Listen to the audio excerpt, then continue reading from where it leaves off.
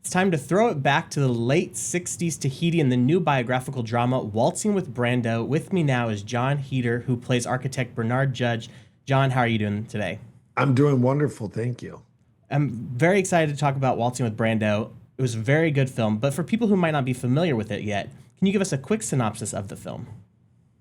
Quick synopsis. Well, it's a mini biopic about a figure, an icon that everybody knows. But what they don't know, or at least a lot of people probably are not aware, that he purchased an island in Tahiti back in the late 60s. And in order to make this island a habitable paradise for his fancies and for himself and his private life, he reaches out and finds Bernard Judge, who is an architect, to help him realize this dream.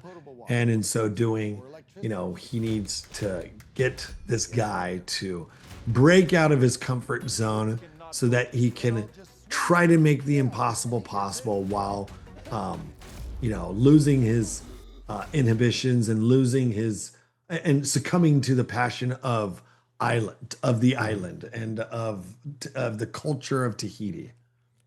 And I will be honest, I was one of them that had no clue that Brando had any like connection to Tahiti or he had his own island. So it was very Okay. interesting to get to see this part that, I had no clue about. Now, since this is based on a true story, and unfortunately, the real Bernard Judge, he passed away 18 months before filming started. How did you prepare for this role and to take on the role of Judge? Well, I did, reading the book was probably the best way because the book was written by himself. And so it's less, it wasn't, him trying his hand at becoming a novelist. It was more of almost kind of a journal um, of his experiences. And he, aptly named Waltzing with Brando because he was really he runs through in the book of how he was able to pull this project off and his thought process in doing that. And so in some ways, while you don't get character development in the book, you do actually see the thought process of what, Bernard is trying to do and figure out while also learning how to juggle this relationship with this very eccentric, iconic figure from the most iconic figure at that time period in that time.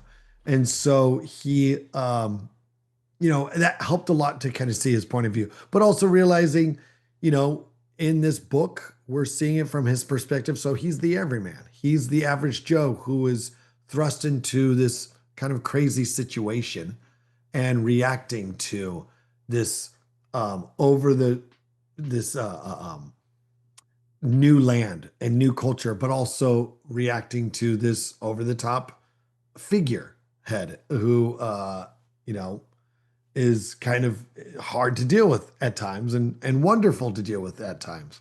And so that is probably, what helped me the most. And then, being there in person, Mhm. and being at the island and getting into it certainly helped a lot because it's kind of going through the same things that he did. How are we going to make a movie in Tahiti in 30 days? How are we going to make this island, he's thinking, how are we going to make this island habitable? I'm going to say right now, his job was much harder than our job, but still. Yeah, and since you brought it up, you guys actually filmed on those locations where the real events took place. What did it feel like you were stepping back in time and actually like recreating like what happened, or how did that help with the Get story? that feeling for sure. I mean, especially in Tahiti on an island where, yeah, there's some updating of like technology, whether it's technological or infrastructure that has changed a little bit. But for the most part, yeah, it does feel like kind of going back in time a little bit because the culture and the people and their attitudes are pretty much identical to how it was back then. There's a much more of a laid back. They have a thing called island time. Everybody kind of just gets to it when they feel like it. And that's how it's always been and probably will continue to be. And and so it can really um, is a time capsule and holds on to uh, this attitude that people had back then in a very refreshing way. You're like, yes, this is how it should be because it's a vacation destination. People Mhm. go there for a reason. It's beautiful. It's incredible. And to see man, cohabiting with this kind of a world is what a big part of what the film is trying to um and capture. And so, yeah, I hope people will, kind of see that and feel that. Yeah. And Tahiti, like you said, was gorgeous. Could only imagine what it's like in in real life. Now, Yeah. as an actor, what would you say is the biggest challenge of taking on the role of somebody that was a real person like Bernard compared to a fictional character? Um, I mean,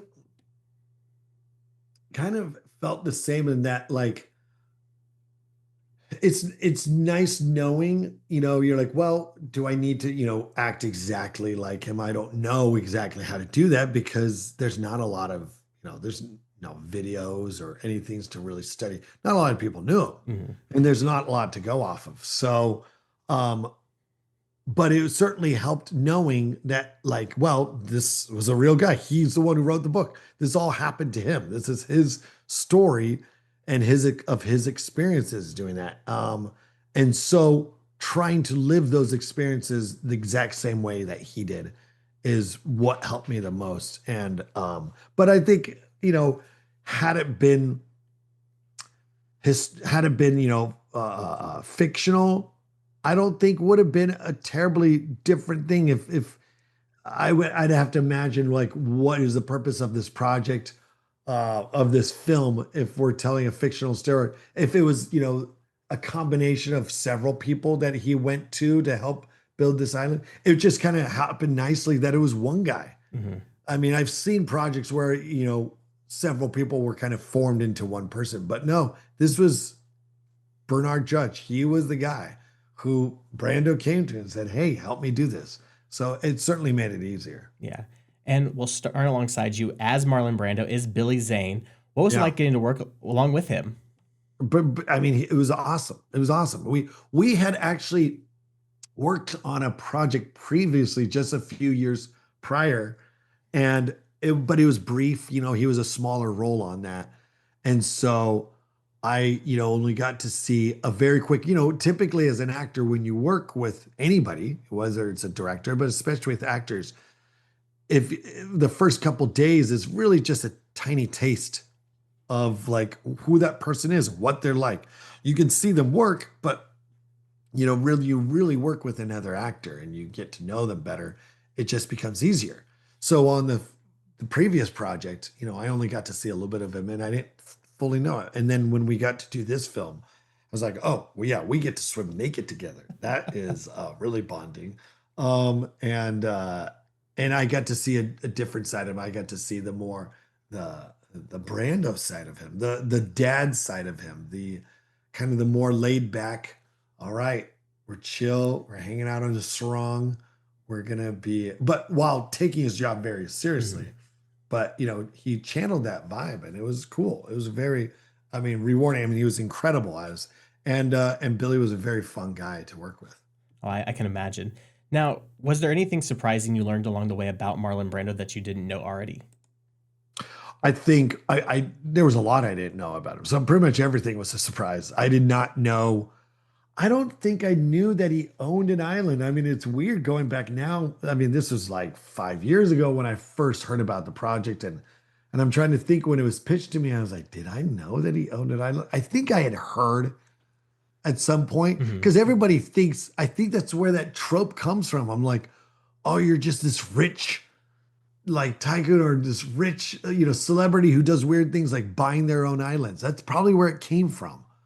Is So I probably maybe knew that he owned an island, but yeah, pretty much all the other things I did not know, and that includes, I mean, I didn't know, yeah, most of his personal life Yeah. stuff, like who he was married to, and his kids, and um, his approach to kind of how he was with his jobs at that point in his life, in that point of his career.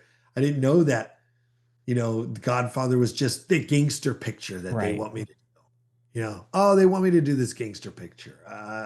Sure, I need to help pay for this island. I need to help pay for the construction of the habitat on this island. So yeah, I'll do that gangster movie. Yeah, I was very surprised by that because The Godfather would definitely be totally different if Marlon Brando did not have Yeah, that role. exactly. Waltzing with Brando hits theaters September 19th. John, thank you so much for talking with me today. Thank you.